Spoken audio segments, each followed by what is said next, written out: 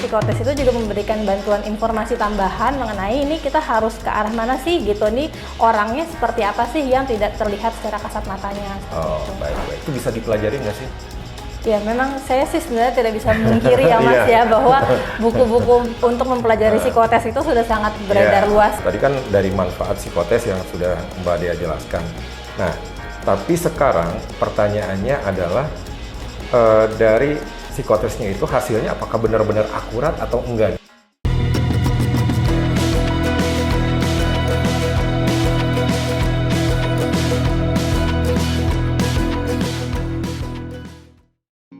Oke workers, balik lagi di Content Workerspedia bersama dengan Mbak Dea, seorang psikolog yang kemarin sudah kita ajak ngobrol bareng mengenai, ya udah nonton aja yang kemarin ya Mbak.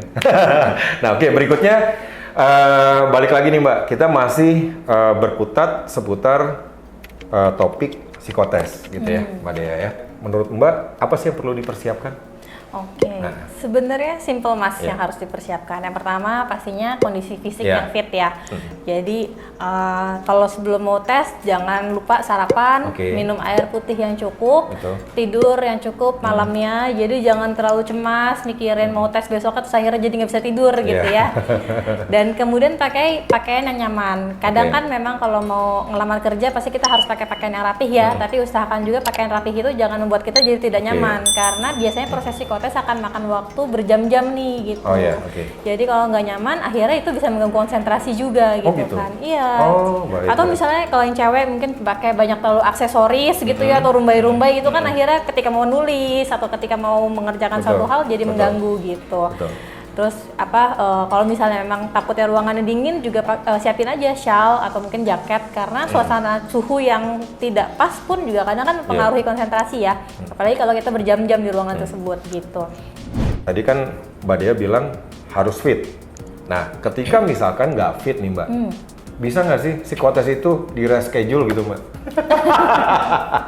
Ini juga pertanyaan nih buat workers yang mungkin pada saat ada undangan untuk psikotes, ternyata kondisi badannya lagi nggak fit gitu ya. Nah, itu memungkinkan nggak Mbak? Oke, kalau memungkinkan atau tidaknya sebenarnya tergantung ke perusahaannya lagi nih. Ya.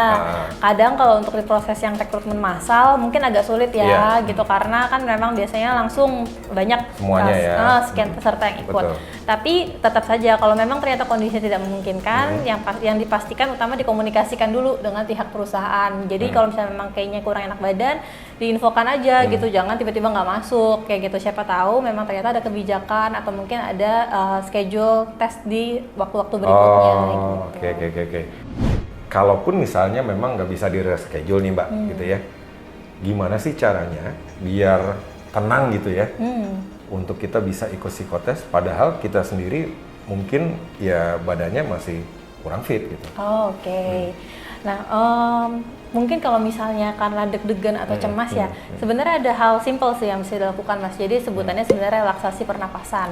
Tapi kita biasanya nyebutnya relaksasi pernapasan 478. Nah, itu sangat mudah banget dilakukan. Jadi setiap kali kita deg-degan, kita langsung tarik nafas aja dalam hitungan 4 detik.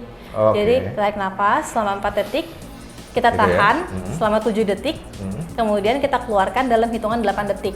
Makanya 478. 8. Gitu. Itu bukan pasal di undang-undang.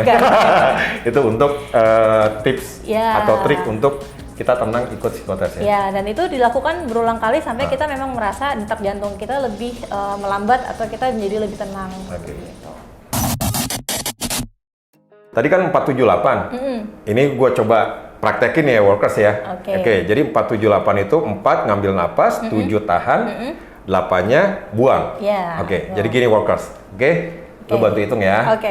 Tarik nafas 1 2 3 4, tahan 1 2 3 4 5 6 7, hembuskan lewat mulut 1 2 3 4 5 6 7 8. Nah, workers, barusan tuh trik agar kalian tenang pada saat menghadapi psikotes.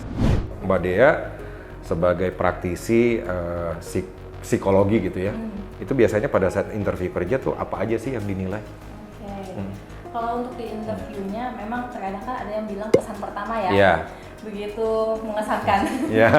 Ya jadi kesan pertama itu pastinya penting. Maksudnya kan apa yang dimaksud kesan pertama yaitu bagaimana seseorang merepresentasikan dirinya. Jadi menggunakan pakaian yang rapi, yang sopan, yang sesuai dengan kira-kira jenis perusahaan yang akan dilamar. Seperti itu. Jadi misalnya mau lamar ke perbankan kan nggak mungkin dong kita pakai pakaian seperti semi formal. Ya semi formal atau sepatu cats kayak gitu kan kayaknya nggak mungkin. Jadi disesuaikan.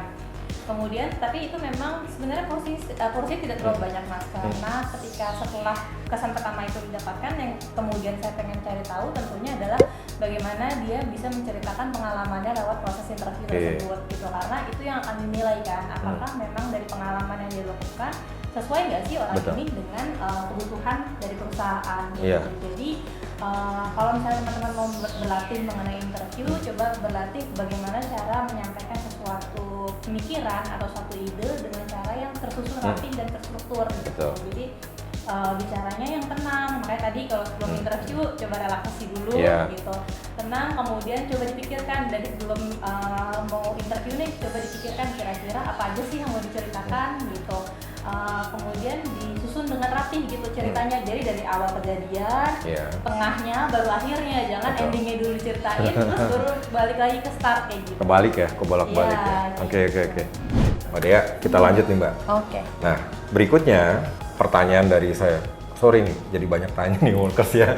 Jadi berikutnya, memungkinkan tidak misalnya si pelamar kerja atau workers di rumah gitu ya pada saat tes psikotes, interview, ternyata psikotesnya bagus nih, interview juga bagus, akhirnya lolos untuk bekerja di satu perusahaan atau di sebuah perusahaan lah ya, boleh dibilang seperti itu. Nah ternyata seiring berjalannya waktu, untuk kinerjanya kok ternyata usernya atau atasannya nih menganggap kok beda ya dengan hasil psikotes dan interview pada saat pertama kali mereka ikuti gitu kan. Itu memungkinkan nggak sih yang hal yang seperti itu bisa terjadi gitu ya? Memungkinkan mas. Jadi memang seperti tadi ya dikatakan kan kalau di pembahasan kita sebelumnya tentang akurat atau tidaknya itu pastinya selalu ada kemungkinan untuk error gitu. Nah juga dalam hasil psikotes memang faktor ketika orang itu mengerjakan tesnya di hari itu pun juga bisa berpengaruh gitu. Jadi misalnya mungkin memang pada saat itu misalnya dia sedang tidak fit atau justru kurang dia lagi gitu ya betul, atau justru dia sedang sangat fit gitu sehingga hasil tesnya itu menjadi sangat bagus misalnya atau menjadi sangat buruk misalnya kayak gitu. Misalnya dengan kasus misalnya hasil tesnya ternyata bagus tapi ternyata pas sudah bekerja performanya ternyata tidak sebagus dari yang hasil tes gitu ya. Betul. Nah kalau misalnya yang kayak gitu bisa jadi memang mungkin ketika psikotes itu juga ada aspek-aspek kepribadiannya si karyawan ini yang tidak dinilai oleh alat tes tersebut. Mungkin nggak sih setiap hasil psikotes di tiap perusahaan itu beda-beda Mbak gitu ya? Apa itu juga berarti karakter atau kinerja seseorang juga bisa berubah-ubah seiring dengan berjalannya waktu. Jadi misalnya gini Mbak, orang ini udah bekerja di satu perusahaan secara selama 5 tahun gitu ya. Awal pertama kali dia ikut psikotes dan ternyata dia berhenti di perusahaan tersebut dan akhirnya dia melamar kerja di perusahaan berikutnya, melakukan psikotesnya lagi. Itu ada kecenderungan untuk berubah atau enggak sih Mbak? Bisa hasilnya? Bisa jadi? Iya, bisa jadi Mas. Karena yang harus kita ingat ya, manusia itu adalah makhluk dinamis. Jadi kita tidak akan stagnan di satu titik tertentu. Apalagi ketika seseorang sudah bekerja selama berapa tahun, pasti kan ada proses pembelajaran selama mereka bekerja gitu ya. Jadi bisa jadi itu mungkin mempengaruhi hasil psikotesnya misalnya menjadi lebih baik gitu. Tapi faktor usia pun juga berpengaruh gitu. Jadi ya misalnya mungkin dia sudah dulu dia mengerjakan mungkin 10 tahun yang lalu gitu. Terus sekarang mungkin dia sudah ada di usia mungkin sekitar 40 atau 50 gitu. Nah itu terkadang faktor usia juga berpengaruh terhadap hasil psikotes yang nanti akan keluar. Seperti itu. Jadi sebenarnya memang banyak sih faktor yang berperan dalam suatu hasil psikotes ya gitu. Makanya memang psikotes tidak bisa berdiri sendiri. Pastinya tetap harus ada hal-hal lain juga yang kita lakukan. Ada wadah lain nggak sih untuk kita bisa ikut psikotes di luar dari yang dilakukan oleh perusahaan gitu Mbak?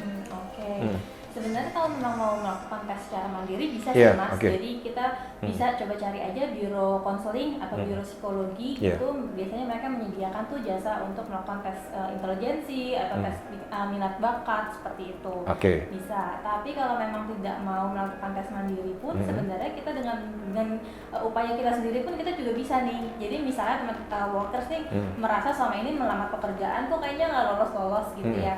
Nah, coba luangkan waktu untuk melakukan introspeksi diri saja dulu gitu. Apakah mungkin ternyata posisi yang teman-teman lamar itu mungkin ternyata tidak sesuai nih dengan kepribadian atau dengan kemampuan teman-teman. Misalnya mungkin ada teman-teman yang nggak terlalu suka bicara depan umum gitu, introvert gitu ya. Atau kekuatannya mungkin bukan di komunikasi, tapi misalnya kekuatannya di angka, senang menghitung, senang mengerjakan hal yang detail. Analisa gitu juga mungkin ya. Tapi selama ini melamarnya selalu di posisi sales atau marketing gitu. Nah mungkin memang tidak sesuai, mungkin sesuainya untuk posisi seperti admin atau accounting gitu yang memang harus membutuhkan ketelitian dan detail. Jadi kan lagi marak untuk mental health nih Mbak. Nah pertanyaannya sekarang, sisi mental health juga berpengaruh nggak sih dalam psikotes yang dilakukan pada saat kita melamar kerja nih Mbak? Mental health ini sebenarnya cakupannya luas ya Mas ya. Bisa dari yang memang terdiagnosis secara klinis sampai yang memang diagnosis diri sendiri. Oh no. Gitu. Nah, tapi kalau misalnya mungkin kita bicara terkait kecemasan misalnya itu kan sebenarnya untuk mental health juga bisa saja sebenarnya berpengaruh dalam proses psikotes karena itu tadi dalam pengerjaan psikotes itu kan pikiran kita harus tenang. Betul. Tidak boleh banyak pikiran yang lain-lain sehingga bisa konsentrasi. Nah misalnya ternyata teman workers nih lagi cemas akan suatu hal yang lain gitu. Kemudian diberikan psikotes nih dengan kondisi pikiran yang tidak fokus, pastinya akan mempengaruhi hasil tesnya. Ada nggak sih jawaban-jawaban yang nyeleneh-nyeleneh gitu yang sebenarnya harusnya dikerjakan secara serius, tetapi ini kok begini hasilnya gitu ya? Kalau Mbak Dea pernah nemuin hal yang seperti itu Mbak? Pernah pastinya ya. Tapi terkadang hasil-hasil biasanya mungkin kalau yang lucu-lucu yang di tes gambar ya, gambar orang, gambar pohon kayak gitu. Nah mungkin tapi yang terlihatnya aneh atau nyeleneh untuk orang awam sebenarnya itu adalah input informasi buat kita para psikolog gitu karena kenapa nih? Berarti kan itu menjadi satu tanda pertanyaan ya. Kenapa nih kok orang ini menggambar dalam bentuk yang berbeda dibandingkan orang-orang lainnya gitu? Apakah mungkin ada satu hal yang harus kita gali gitu? Dan sebenarnya nggak masalah juga kalau misalnya memang ternyata ketika teman-teman diberikan kertas nih diminta untuk menggambar, terus kayaknya dari dalam diri sendiri dorongannya pengen menggambarnya seperti ini deh. Nggak apa-apa, ditampilkan saja gitu. Tidak harus kemudian jadi dipaksakan mengikuti norma yang lain gitu ya. Harus yang orangnya harus yang gimana, pohonnya harus yang gimana. Karena memang proses psikotes itu kan nggak bisa contek-contekan juga ya. Gitu. Dan kadang walaupun kita mengikuti gambar orang lain pun tetap saja penilaiannya bisa jadi berbeda. Gitu. Karena kan yang dinilai bukan bentuknya saja Mas, gitu, tapi tarikan garisnya, tekanan dia dalam menggambarnya. Seperti itu yang pastinya akan unik dari setiap orang ke orang yang lain. Dan itu pasti berbeda. Pasti berbeda. Gitu. Jadi be yourself aja. Untuk teman-teman yang sedang lagi proses psikotes, lagi sedang mencari kerja, yang penting sih tetap tenang aja. Proses psikotes itu tidak semenakutkan yang dibayangkan, dan pastinya tadi be yourself aja, tidak usah harus memaksakan diri memberikan respon-respon yang sepertinya sebenarnya bukan dirinya teman-teman. Workers gimana nih? Udah jelas kan ya semua yang memang sudah dijelaskan dari part pertama sampai ke part kedua dari Mbak Dea gitu ya. Mudah-mudahan konten ini bisa bermanfaat untuk kalian semua nih workers gitu ya. Nah sekarang kalian kalau misalkan udah paham, boleh dong like, komen, dan subscribe-nya workers agar kalian tidak ketinggalan informasi yang bermanfaat dari Workerspedia. Oke, Mbak Dea, thank you untuk informasi yang sudah diberikan di Workerspedia. Oke workers, satset langsung dapat kerja di Workerspedia. Bye.